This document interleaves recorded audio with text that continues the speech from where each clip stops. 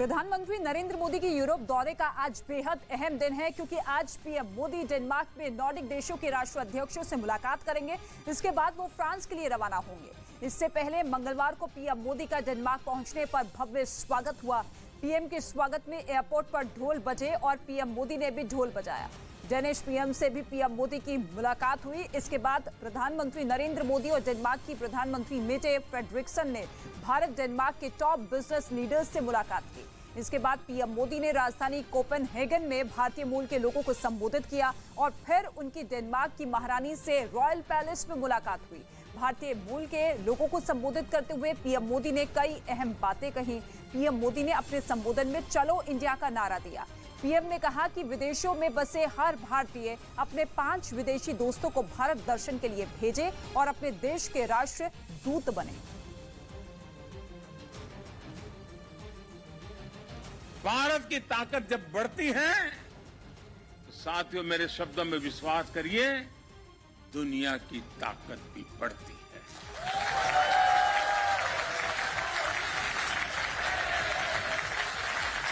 Pharmacy of the world, इस भूमिका में भारत ने मुश्किल समय में पूरी दुनिया का साथ दिया है।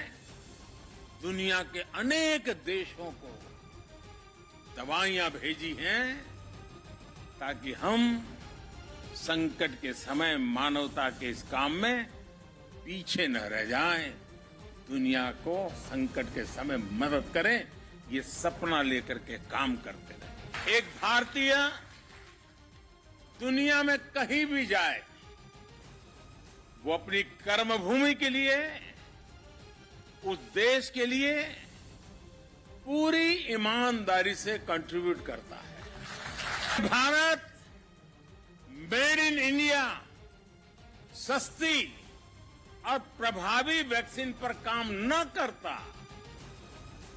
बड़े स्केल पर प्रोडक्शन न करता, तो दुनिया के अनेक देशों की स्थिति क्या हो। आज जो भी नया यूजर जुड़ रहा है वो शहरों से नहीं है, दूर सुदूर जंगलों में रहने वाले भारत के छोटे छोटे गांव है।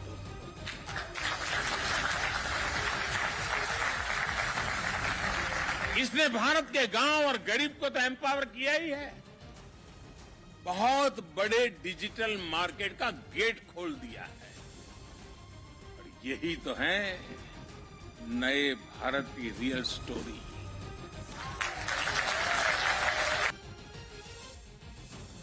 प्रधानमंत्री का संबोधन सुनने के बाद कोपेनहेगन में भारतीय मूल के लोग बेहद उत्साहित दिखे। उनसे बात की है कोपेनहेगन में मौजूद न्यूज 18 इंडिया की रिपोर्टर जसप्रीत कौर ने। कोपेनहेगन में पीएम मोदी पहली बार आए और यहाँ पर प्रवासी भारतीयों को उन्होंने संबोधित किया। लोगों की खुशी देखते ही बन रही थी। कुछ लोगों से हम बात करते हैं। आपने सुना पीएम मोदी का भाषण? हाँ जी, बहुत अच्छा लगा, बहुत खुश रहे, बहुत खुश हुए। हम पहली बार उनको देख के इतना एक्साइटेड हुए थे, कभी एक्सपेक्ट नहीं किया था कि हम मोदी जी से ऐसे मिल पाएंगे बहुत क्लोजली। काफ़ी यहाँ पर हम लोग इतना पास से कभी देखने नहीं मिला। इंडिया में सिर्फ टीवी में ही देख सकते हैं। लेकिन जो उन्होंने कहा, we got chance to see him. उन्होंने काम दिया है कि 5 नॉन इंडियन दोस्तों को आपको भेजना है भारत। करेंगे? ऑलरेडी कर चुके हैं और आगे भी करेंगे। कर चुके हैं मतलब? कई सारे हमारे डेनिश फ्रेंड्स हैं जो हमारे शादियों में आए, हमारे से मिलने आए और हमारे वजह से जाते हैं। 10 पहले भेज चुका, उनका क्या होगा ना? आज जो पहले आप तो 5 तो लेके जाएंगे नहीं, लेकिन जो पहले 10 भेज चुके हैं उनका क्या होगा? तो मोदी जी को हमें थैंक्स कहना चाहिए। लेकिन उनको इंस्पायर करते हैं कि आप इंडिया जाइए, इंडिया के कल्चर को देखिए, वहाँ के कलरफुल लाइफ को देखिए। मैंने अपने ऑफिस में ऑलरेडी होली का फंक्शन सेलिब्रेट करा दिया है। बहुत लोगों इंस्पायर किया है कि वो इंडिया आए और घूमें, और मेरे बहुत सारे कलीग आना चाहते हैं इंडिया और देखना चाहते हैं कि इंडिया कितना डाइवर्सिफाइड है और कैसे लोग हैं वहाँ के। आप कुछ कहना चाह रही थी? हाँ जी, आप पूछिए। हमें बहुत अच्छा लगा कि ऐसा लगा कोई सपना सच हो गया है। हमेशा टीवी पे देखती हूँ, मोदी जी से कहूँगी, उन्होंने मेरे हस्बैंड ले लिए, सारा दिन टीवी पे उनको सुनते रहते हैं। अच्छा, आपके हस्बैंड आए हैं? ऐसा है क्या? जी, आप तो जब काफी दिनों से इंतजार कर रहे थे कब मौका मिलेगा इधर आने का, मोदी साहब को देखने। किस तरीके से आप लोगों ने वेलकम किया था पीएम मोदी का? किस तरीके से? Modi Modi Modi Modi Modi Modi Modi Modi Modi Modi Modi Modi Modi Modi lifetime experience to meet him and know his views and just to follow them. That's a तो ये आप देख सकते हैं इनके चेहरे से इनकी खुशी साफ झलक रही है। इन्होंने पीएम मोदी को देखा और ये कह रहे हैं इनका सपना साकार हुआ है। जोधपुर हिंसा मामले में पुलिस ने बड़ी कार्रवाई की। राजस्थान के जोधपुर हिंसा मामले में अब तक 97 लोग गिरफ्तार। जोधपुर के कई इलाकों में कर्फ्यू का सख्ती से पालन कराने के लिए हर थाने क्षेत्र में डिप्टी एसपी और एडिशनल एसपी स्तर के अधिकारी तैनात किए गए। मुंबई की बोरीवली रेलवे स्टेशन पर बाल बाल बची एक यात्री की जान। चलती ट्रेन में चढ़ने की कोशिश में बिगड़ा यात्री का संतुलन। प्लेटफॉर्म पर मौजूद आरपीएफ के जवान ने यात्री को खींचकर बचाई उसकी जान। यूपी के मुजफ्फरनगर में बदमाशों के साथ पुलिस का एनकाउंटर। पुलिस की गोली लगने से 2 अपराधी घायल हुए। पुलिस ने उनके पास से 2 तमंचा और मोबाइल बरामद किया। और इस वक्त एक बड़ी खबर सामने आ रही है यूक्रेन से। यूक्रेन की सेना ने रूस के बड़े सप्लाई कॉन्वॉय को तबाह करने का दावा किया है। खार्किव को लेकर दावा किया गया है कि यहां यूक्रेन की सेना ने 4 फ्यूल और गोला बारूद से लदे ट्रांसपोर्ट गाड़ियों को हमले से तबाह कर दिया है। और इस दावे के साथ यूक्रेन ने ये वीडियो भी जारी किया है जिसमें हवाई हमले के बाद जमीन पर लगातार ब्लास्ट की तस्वीरें दिखाई दे रही हैं। रूस का सप्लाई काफिला तबाह कर दिया है। ये बड़ा दावा यूक्रेन की तरफ से किया गया है। खार्किव में यूक्रेन के हमले का ये बड़ा दावा। और इसके साथ ही बताया जा रहा है कि यूक्रेन ने जिस टैंक और बख्तरबंद गाड़ी को निशाने पर लिया है, रूसी सेना के कई खतरनाक हथियार उसमें मौजूद थे जिन्हें यूक्रेन ने तबाह कर दिया है। हमले का वीडियो यूक्रेन की सेना ने जारी किया, जिसमें एक जगह से जबरदस्त काला धुआं उठता नजर आया। यूक्रेन का दावा है कि रूसी सैनिक बख्तरबंद गाड़ियों में भरकर हथियार खार्किव में ले जाने की कोशिश में थे। इससे पहले कि वो अपने प्लान में कामयाब हो पाते, यूक्रेन की फौज ने उन पर आसमान से हमला बोल दिया, जिसमें उनकी 4 फौजी गाड़ियां जलकर राख हो गई। बताया गया कि इनमें हथियारों के अलावा गोला बारूद भी मौजूद था, जिसकी वजह से वहाँ काफी देर तक धमाके होते रहे। और महाजंग के बीच यूक्रेन से बड़ी खबर सामने आ रही है। यूक्रेन ने रूस के एक मिलिट्री टैंक को जब्त करने का दावा किया है और इस दावे के साथ यूक्रेन ने रूसी टैंक का वीडियो भी जारी किया। वीडियो में एक रूसी टैंक को दूसरी गाड़ी की मदद से खींचा जा रहा है। दावा है कि यह पूर्वी यूक्रेन का वीडियो है जहां रूसी सैनिकों को खदेड़ने के बाद यूक्रेन की सेना ने उसके मिलिट्री टैंक BMP-3 को अपने कब्जे में ले लिया है। इस टैंक को दूसरे टैंक से खींचा जा रहा है जिसका वीडियो यूक्रेन की तरफ से जारी किया गया है, जिसमें दावा किया गया है कि रूसी टैंक पर पूरी तरीके से कब्जा हमारा हो गया है। और उधर लुहांस्क में यूक्रेन की फौज ने रूस के एक जंगी टैंक और एक बख्तरबंद गाड़ी पर निशाना किया है, लेकिन जबरदस्त गोलीबारी भी की गई है। इस हमले का एक वीडियो भी यूक्रेन की तरफ से जारी किया गया, जिसमें सड़क के किनारे एक टैंक और एक फौजी गाड़ी नजर आई। दावा किया गया कि ये रूस की आर्मी का खतरनाक BMP-1 टैंक था, जिसे यूक्रेन ने निशाने पर लेकर वहां जोरदार धमाके किए।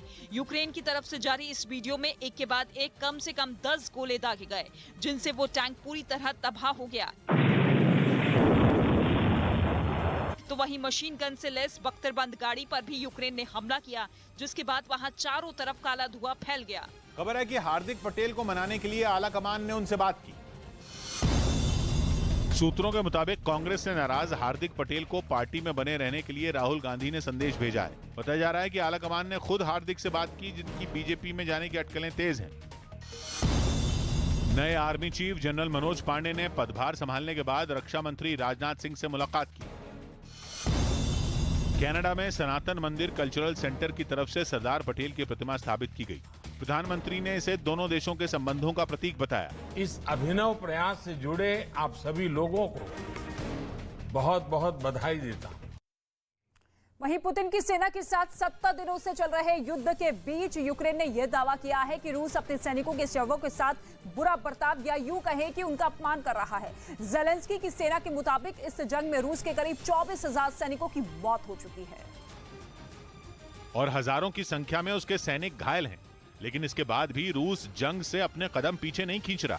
यूक्रेन का दावा है कि रूस दुनिया से यह बात छिपाने की कोशिश कर रहा है कि जंग में उसके बेहद कम सैनिकों की मौत हुई है, जबकि असलियत यह है कि युद्ध में 24,000 रूसी सैनिक अपनी जान गंवा चुके हैं। इसी सच को छिपाने के लिए वो बड़ी संख्या में अपने सैनिकों के शवों को रूस वापस नहीं भेज रहा, बल्कि एक बार में बहुत कम सैनिकों के शव वापस ले जा रहा है। यूक्रेन के मुताबिक ऐसा करने की वजह से रूसी सेना के मारे गए जवानों के शव उनके घरों तक पहुंचने में कई दिन लग रहे हैं। यूक्रेन का यह भी दावा है कि ज्यादा दिन बीतने से शवों की पहचान करने में भी दिक्कत हो रही है, जिससे सैनिकों के घर वालों को काफी परेशानी का सामना करना पड़ रहा है। और इस वक्त एक बड़ी खबर सामने आ रही है यूक्रेन के मारिउपोल शहर से, जहां एक बार फिर अज़ोवस्ताल स्टील प्लांट से लोगों का रेस्क्यू शुरू किया गया है। अज़ोवस्ताल प्लांट से 101 महिलाओं और बच्चों को निकाला गया है, जिन्हें ज़ापोरिज़िया शिफ्ट किया जा रहा है। अज़ोवस्ताल स्टील प्लांट के तहखाने में अभी भी सैकड़ों की संख्या में यूक्रेनी नागरिक फंसे हुए हैं, जिन्हें लगातार निकालने की कोशिश हो रही है। यूएन और रेड क्रॉस की मदद से यहां फंसे बच्चों और महिलाओं को निकाला जा रहा है। रेस्क्यू ऑपरेशन की एक बार फिर से शुरुआत की गई है। अज़ोवस्ताल प्लांट, जहां पर सैकड़ों की संख्या में लोग इस वक्त अपनी जान बचाते हुए नजर आ रहे हैं। और वहीं मारिउपोल के स्टील प्लांट में मची तबाही के बीच लोगों को वहां निकालने के लिए यूक्रेन की अज़ोव फोर्स ने मोर्चा संभाल लिया है। अज़ोव फोर्स यूक्रेन की सेना की स्पेशल यूनिट है, जिसे मारिउपोल में रूस से लोहा लेने के लिए तैनात किया गया। जिनके सामने रूस की बमबारी से तबाह हुए अज़ोवस्ताल स्टील प्लांट से लोगों को निकालना किसी चुनौती से कम नहीं था, लेकिन अज़ोव यूनिट के सैनिकों ने वहां पहुंचकर बड़ी सावधानी से लोगों को मलबे से बाहर निकालना शुरू कर दिया, जिनमें कुछ बुजुर्ग और कुछ बच्चे भी शामिल थे, जिन्हें वहां से निकालकर यूक्रेन की सेना ने एक बस में बिठा दिया। Если все будет нормально, то здесь очень много детей, здесь очень много женщин. इसके बाद उन्हें उस खंडरनुमा जगह से किसी तरह निकाला गया, जो कुछ दिन पहले तक एक शहर हुआ करता था। इलाके की ऐसी हालत देखकर उनमें से कुछ के तो आंसू तक आ गए। बताया गया कि खतरे वाली जगह से निकालने के बाद उन्हें एक दूसरी बस की मदद से यूक्रेन की फौज की निगरानी में ज़ापोरिज़िया रवाना किया गया। रूस ने अपने बेहद आधुनिक और खतरनाक एयर डिफेंस सिस्टम S-300 का दम दिखाया। रूस की सेना ने उस इलाके का एक वीडियो भी जारी किया, जहां इस सिस्टम को तैनात किया गया, जिसमें दिखाई दिया कि रूसी सेना का एक शक्तिशाली रडार स्टेशन और S-300 एयर डिफेंस सिस्टम एक सुनसान इलाके में तैनात किया गया। जिस जगह पर रूस के बेहद ताकतवर एयर डिफेंस सिस्टम को तैनात किया गया, वहां कुछ रूसी सैनिक भी हथियारों के साथ दिखाई दिए। 2 सैनिक तो कंधे पर रखकर वार करने वाले रॉकेट लॉन्चर के साथ पूरी मुस्तैदी से वहां खड़े नजर आए। इसके बाद एक सैनिक उस बख्तरबंद गाड़ी में घुस गया, जिसके ऊपर एयर डिफेंस सिस्टम को फिट किया गया, और फिर यह दिखाया गया कि रडार की सीमा में आए किसी लड़ाकू विमान या फिर मिसाइल को कैसे पल भर में ढेर कर दिया जाता है। रडार से कमांड मिलते ही गाड़ी के अंदर बैठे सैनिक ने बटन दबाया और एक मिसाइल तेजी से टारगेट की तरफ बढ़ गई। बताया गया कि इस एयर डिफेंस सिस्टम को रूस की सेंट्रल मिलिट्री डिस्ट्रिक्ट में लगाया गया और वहीं पर एक बार फिर इसकी ताकत को परखा गया। यूक्रेन के साथ जारी जंग के बीच रूस ने इसका वीडियो जारी करके एक तरह की चेतावनी भी दे दी, क्योंकि S-300 को दुनिया के शानदार एयर डिफेंस सिस्टम में एक माना जाता है और ये दुश्मन की मिसाइलों और लड़ाकू विमानों को पल भर में मार गिराने की काबिलियत रखता है। ये सिस्टम पूरी तरह से ऑटोमेटेड मिसाइल लॉन्चर यूनिट है, जो आसानी से मिसाइलों और लड़ाकू विमानों को ट्रैक कर लेता है और एक बार टारगेट सेट हो जाने के बाद ये ताबड़तोड़ हमला कर उन्हें तबाह कर देता है। राजस्थान के जोधपुर में विवाद के बाद कर्फ्यू लग गया। राजस्थान के जोधपुर में झंडा लगाने के लिए 2 गुटों के बीच झगड़े के बाद वहां के 10 थाना क्षेत्रों में कर्फ्यू लगा दिया गया। इस दौरान कुछ लोगों पर मौके पर पहुंची पुलिस पर पथराव करने का आरोप लगा, जिसमें कई पुलिस वाले घायल हो गए। इसके बाद मुख्यमंत्री अशोक गहलोत ने लोगों से शांति बनाए रखने की अपील की। 3 दिन के उत्तराखंड दौरे पर पहुंचे योगी आदित्यनाथ 5 साल बाद यमकेश्वर में अपने गांव पहुंचे। राष्ट्रपति रामनाथ कोविंद पूर्वोत्तर राज्यों के 4 दिन के दौरे पर गुवाहाटी पहुंचे। एयरपोर्ट पर असम के राज्यपाल जगदीश मुखी और सीएम हेमंत बिस्व शर्मा ने उनका स्वागत किया।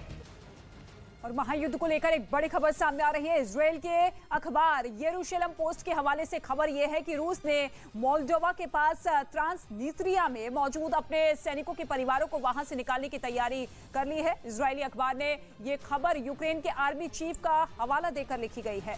दरअसल ट्रांसनिस्त्रिया पहले मोल्दोवा का हिस्सा रहा है, लेकिन यहां फिलहाल विद्रोहियों का कब्जा है और शांति सेना के तौर पर यहां रूसी सेना की भी मौजूदगी है। कहा यह जा रहा है कि रूस मोल्दोवा पर बड़े हमले की तैयारी कर रहा है, जिसके लिए अब वो इस हमले से पहले ट्रांसनिस्त्रिया से अपने सैनिकों के परिवारों को निकालने की तैयारी कर रहा है। तो बड़ी खबर आपको बता दें, इजरायली अखबार के हवाले से ये बड़ा दावा, ये बड़ी खबर सामने आ रही है कि ट्रांसनिस्त्रिया को लेकर रूस की तरफ से बड़ी तैयारी है। रूसी सैनिकों के परिवार यहां से निकाले जाएंगे, ये खबर सामने आ रही है, क्योंकि डर यही है कि किसी भी तरीके से रूस की सेना यहां पर घुस सकती है और ऐसे में हमले किए जा सकते हैं। अब रूसी सैनिकों के परिवारों को निकालने का काम लगातार जारी है। ये बड़ी खबर, बड़ा दावा। रूसी सैनिकों के परिवार निकाले जाएंगे। ये बड़ी जानकारी सामने आ रही है। महायुद्ध ब्रेकिंग के जरिए आपको बता रहे हैं किस तरीके से महायुद्ध दोनों देशों के बीच में तीसरे महीने भी लगातार जारी है और ऐसे में इजरायली अखबार के हवाले से ये बड़ा दावा। रूस ने यूक्रेन के सबसे बड़े बंदरगाह वाले शहर ओदेसा पर हमले और तेज कर दिए। यूक्रेन ने आरोप लगाया कि रूसी सेना ने ओदेसा में मिसाइल से हमला करके एक रिहायशी इमारत को धराशायी कर दिया। बताया गया कि जिस इमारत को निशाना बनाया गया उसके बेसमेंट में 5 लोग छिपे हुए थे, जो मिसाइल से हुए हमले की चपेट में आ गए।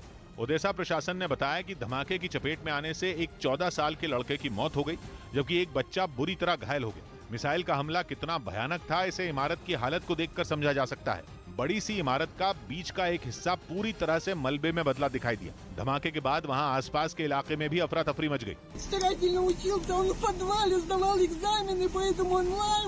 बताया गया कि मिसाइल हमला इतना भीषण था कि उसने आसपास की दूसरी इमारतों को भी नुकसान पहुंचाया, जिसमें इमारत के बगल में ही बना एक चर्च भी शामिल रहा।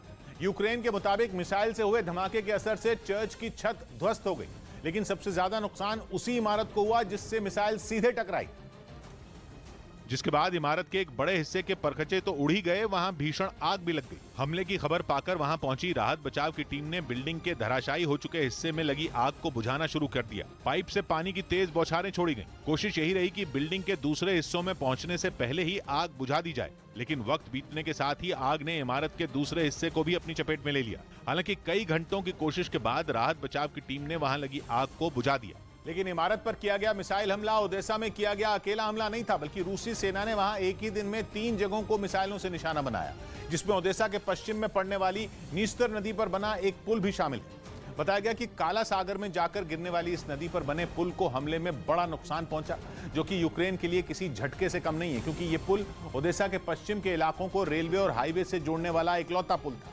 बताया गया कि अगर ये पुल पूरी तरह तबाह हो जाता तो फिर रोमानिया से समंदर के रास्ते आने वाले हथियारों की खेप और दूसरी मदद ओदेसा तक पहुंचनी बंद हो जाएगी। यूक्रेन की सेना के ठिकानों को तबाह करने के लिए रूसी सेना ने उन पर मिसाइलों की बौछार कर दी। इसके लिए रूस ने बेहद खतरनाक और ताकतवर ओनिक्स क्रूज मिसाइल का इस्तेमाल किया, जिन्हें काला सागर के किनारे से लॉन्च किया गया। रूस की तरफ से जो वीडियो जारी किया गया उसमें पुतिन की सेना क्रूज मिसाइलों की बरसात करती दिखी। वीडियो के एक हिस्से में एक बड़े मैदान में 3 कोस्टल मिसाइल सिस्टम दिखाई दिए। कुछ ही सेकंड के अंदर उनसे आग उगलती हुई एक के बाद एक 3 घातक क्रूज मिसाइलें दागी गईं, जो पलक झपकते ही आसमान में पहुंचकर बड़ी तेजी से अपने टारगेट की तरफ बढ़ गईं। बताया गया कि ये क्रूज मिसाइलें बेहद ताकतवर हैं, जो कई किलोमीटर की दूरी तय करके जमीन पर मौजूद दुश्मन के ठिकानों को पल भर में तबाह कर देती हैं। रूस ने इन हमलों में यूक्रेन के अहम सैन्य ठिकानों को उड़ाने का दावा किया। और उधर रूस की राजधानी मॉस्को में एक पब्लिशिंग हाउस भीषण आग की लपटों में जलकर पूरी तरीके से राख हो गया। बताया यह गया है कि यह पब्लिशिंग हाउस पुतिन के करीबी था। हालांकि इस बात का पता नहीं चल सका है कि आग कैसे लगी, लेकिन देखते ही देखते इसने पूरी इमारत को अपनी चपेट में ले लिया। आग इतनी भयानक थी कि उसकी लपटें किसी ज्वालामुखी के फटने की तरह नजर आ रही थी। इसके साथ ही आग की लपटों की तेज रोशनी से रात का अंधेरा भी कुछ देर के लिए खत्म हो गया। हालांकि कुछ ही देर में वहां बड़े पैमाने पर आग बुझाने का काम शुरू कर दिया गया, जिसके लिए दमकल की कई टीमें वहां पहुंची और घंटों तक इसे बुझाने में जुटी रहीं। लेकिन इस पब्लिशिंग हाउस में भारी मात्रा में कागज होने की वजह से आग को रोकना बेहद मुश्किल हो गया। यही वजह रही कि इसके पूरी तरह बुझने तक सब कुछ जलकर राख हो गया। की सेना ने यूक्रेन पर जबरदस्त हवाई हमले कर वहां तबाही मचा दी और रूस के खतरनाक फाइटर जेट सुखोई 34 जेलेंस्की की सेना पर आफत बनकर टूट पड़े, जिसका वीडियो भी रूस ने जारी किया। हालांकि ये वीडियो किस इलाके का है इसका पता नहीं चल पाया, लेकिन हवाई हमले की जो तस्वीरें सामने आई उनमें एक सुखोई 24 लड़ाकू विमान यूक्रेन की सीमा में घुसकर उसके सैन्य ठिकानों पर बम बरसाता दिखाई दिया। इस विमान से गिराए गए बमों के फटते ही वहां एक के बाद एक कई जोरदार धमाके होते नजर आए और वहां से धूल और धुएं का गुबार आसमान की ओर उठता नजर आया। रूस ने इन हमलों में यूक्रेन की सेना के कई अहम ठिकानों को तबाह करने का दावा किया। यही नहीं, बमों से तबाही मचाने के बाद रूस का फाइटर जेट शोले बरसाता हुआ आगे बढ़ता दिखा, जिसका मकसद हमले के वक्त दुश्मन की ओर से दागी जाने वाली एंटी एयरक्राफ्ट मिसाइलों को चकमा देना होता है, क्योंकि कोई भी मिसाइल आमतौर पर गर्मी की तरफ जाती है और ऐसे में विमान से छोड़े गए आग के ये शोले उसे मिसाइल का निशाना बनने से बचा लेते हैं।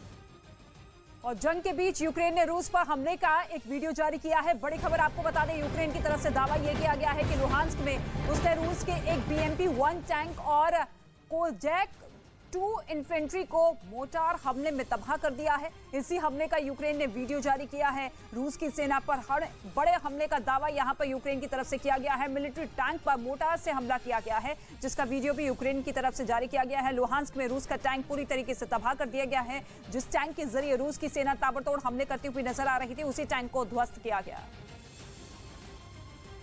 यूपी के सीएम योगी आदित्यनाथ ने अपनी मां से आशीर्वाद लिया। अपनी मां से मिले यूपी के सीएम योगी आदित्यनाथ। मां सावित्री देवी के पैर छूकर लिया आशीर्वाद। 5 साल बाद पहली बार अपने पैतृक गांव पहुंचे सीएम योगी। राजस्थान के अलवर में गर्लफ्रेंड के लिए दोस्त की हत्या के आरोप में युवक गिरफ्तार। हत्या के बाद प्रेमिका को लिखी थी चिट्ठी। दोस्त की हत्या के बाद उसका शव जलाने का आरोप। छत्तीसगढ़ के बिलासपुर में युवक की सड़क पर पिटाई का वीडियो वायरल। 23 अप्रैल को इलाके के दबंगों ने की थी पिटाई। वीडियो वायरल होने के बाद पीड़ित ने पुलिस में दर्ज कराई शिकायत। खार्किव पर कब्जे के लिए रूसी सेना के ताबड़तोड़ हमले जारी हैं। वहां के कई इलाकों में जेलेंस्की की सेना पुतिन की सेना को कड़ी टक्कर दे रही है, जिसकी वजह से खार्किव के ज्यादातर इलाके बम और मिसाइलों के हमलों से दहल उठे और इनकी वजह से हो रहे धमाकों का धुआं कई किलोमीटर दूर से भी साफ दिखा। लगातार हो रही इस बमबारी के बीच न्यूज 18 की टीम खार्किव में रूस की सीमा के पास पहुंची, जहां भीषण जंग की वजह से हालात इस कदर बिगड़ चुके हैं कि कुछ दिन पहले तक एक हंसता खेलता शहर अब वीरान हो चुका है और पूरे इलाके में रूसी बमबारी के निशान बिखरे पड़े हैं, जबकि वहां रहने वाले लोग जान बचाने के लिए सुरक्षित जगहों पर जा चुके हैं। डेली मेल ने दावा किया कि यूक्रेन के साथ जारी जंग के बीच रूस में Z निशान वाले खिलौनों की डिमांड बढ़ गई। ये निशान तब चर्चा में आया जब 24 फरवरी को पुतिन की फौज यूक्रेन में घुसी थी और उस दौरान रूसी सेना के टैंकों और बख्तरबंद गाड़ियों पर Z के निशान बने थे, जो आगे चलकर यूक्रेन पर रूसी हमले के समर्थन का प्रतीक बन गए। लेकिन अब रूस के बच्चों में भी Z निशान का क्रेज दिखना शुरू हो गया। ब्रिटेन के अखबार डेली मेल ने यह दावा किया कि रूस की राजधानी मॉस्को की दुकानों में Z निशान वाले खिलौनों की बिक्री अचानक बढ़ गई।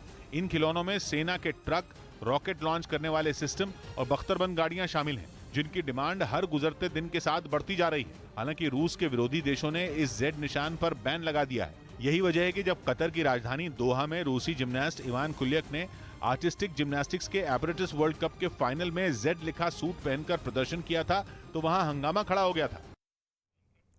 जोधपुर हिंसा मामले में पुलिस ने बड़ी कार्रवाई की। राजस्थान के जोधपुर हिंसा मामले में अब तक 97 लोग गिरफ्तार। जोधपुर के कई इलाकों में कर्फ्यू का सख्ती से पालन कराने के लिए हर थाने क्षेत्र में डिप्टी एसपी और एडिशनल एसपी स्तर के अधिकारी तैनात किए गए। मुंबई की बोरीवली रेलवे स्टेशन पर बाल बाल बची एक यात्री की जान। चलती ट्रेन में चढ़ने की कोशिश में बिगड़ा यात्री का संतुलन। प्लेटफॉर्म पर मौजूद आरपीएफ के जवान ने यात्री को खींचकर बचाई उसकी जान। यूपी के मुजफ्फरनगर में बदमाशों के साथ पुलिस का एनकाउंटर। पुलिस की गोली लगने से 2 अपराधी घायल हुए। पुलिस ने उनके पास से 2 तमंचा और मोबाइल बरामद किया।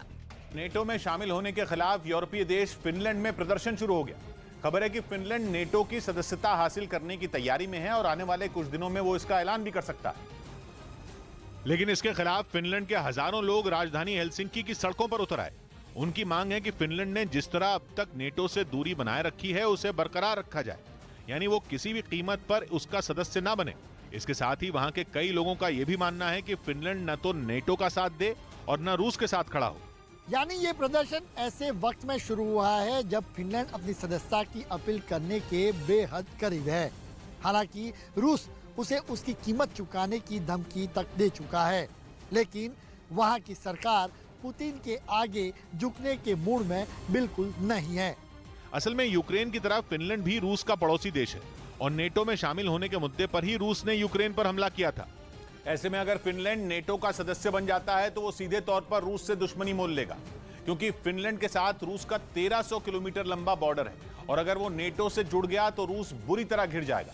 क्योंकि अगर एक बार फिनलैंड नेटो का सदस्य बना तो अमेरिका, ब्रिटेन और फ्रांस समेत 30 देशों की फौजें फिनलैंड में तैनात हो सकेंगी, जो रूस को किसी भी कीमत पर मंजूर नहीं है। और यूक्रेन से जंग की वजह भी यही है, यानी रूस कभी नहीं चाहता कि उसके पड़ोसी देश नेटो में शामिल हों। हालांकि उसके पड़ोस में नॉर्वे और पोलैंड समेत कुछ देश पहले ही नेटो में शामिल हो चुके हैं। प्रधानमंत्री नरेंद्र मोदी के यूरोप दौरे का आज बेहद अहम दिन है क्योंकि आज पीएम मोदी डेनमार्क में नॉर्डिक देशों के राष्ट्र अध्यक्षों से मुलाकात करेंगे। इसके बाद वो फ्रांस के लिए रवाना होंगे। इससे पहले मंगलवार को पीएम मोदी का डेनमार्क पहुंचने पर भव्य स्वागत हुआ। पीएम के स्वागत में एयरपोर्ट पर ढोल बजे और पीएम मोदी ने भी ढोल बजाया। डेनिश पीएम से भी पीएम मोदी की मुलाकात हुई। इसके बाद प्रधानमंत्री नरेंद्र मोदी और डेनमार्क के प्रधानमंत्री मेटे फ्रेडरिक्सन ने भारत डेनमार्क के टॉप बिजनेस लीडर्स से मुलाकात की। इसके बाद पीएम मोदी ने राजधानी कोपेनहेगन में भारतीय मूल के लोगों को संबोधित किया और फिर उनकी डेनमार्क की महारानी से रॉयल पैलेस में मुलाकात हुई। भारतीय मूल के लोगों को संबोधित करते हुए पीएम मोदी ने कई अहम बातें कही। पीएम ने अपने संबोधन में चलो इंडिया का नारा दिया। पीएम ने कहा कि विदेशों में बसे हर भारतीय अपने 5 विदेशी दोस्तों को भारत दर्शन के लिए भेजे और अपने देश के राष्ट्रदूत बने। भारत की ताकत जब बढ़ती है, साथियों मेरे शब्दों में विश्वास करिए, दुनिया की ताकत भी बढ़ती है।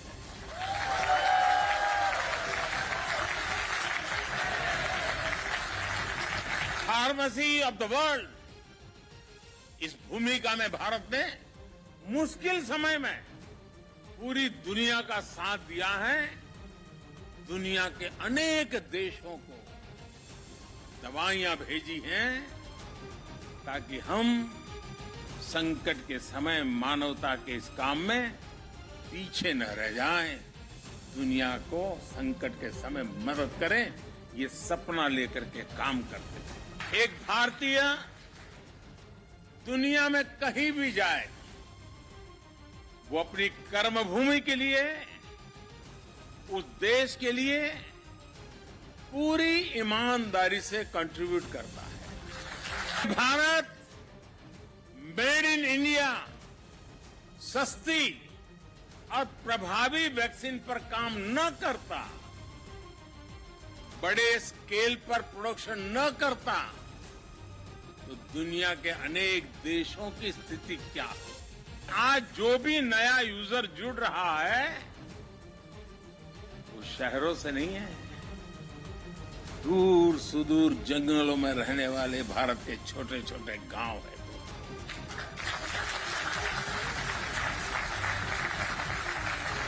इसने भारत के गांव और गरीब को तो एम्पावर किया ही है, बहुत बड़े डिजिटल मार्केट का गेट खोल दिया है।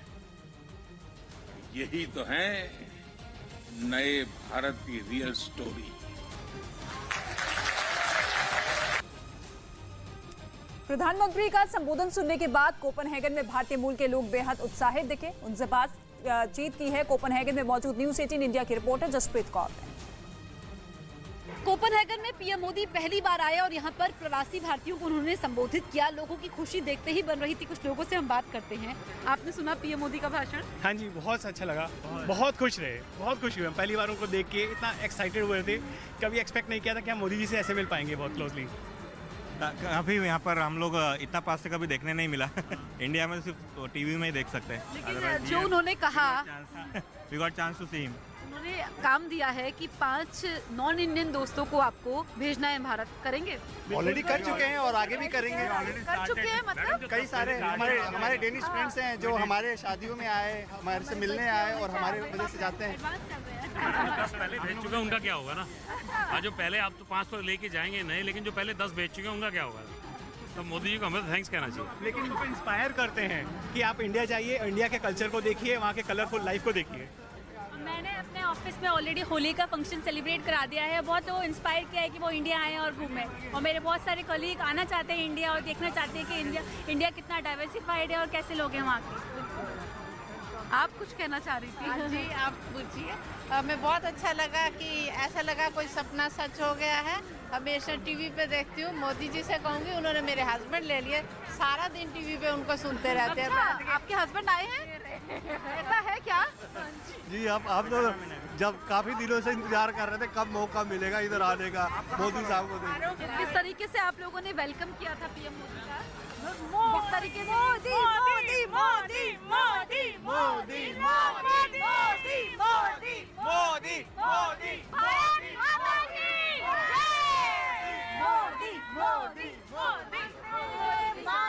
Once in a lifetime experience to meet him and know his views and just to follow them. That's a तो ये आप देख सकते हैं इनके चेहरे से इनकी खुशी साफ झलक रही है। इन्होंने पीएम मोदी को देखा और ये कह रहे हैं इनका सपना साकार हुआ है।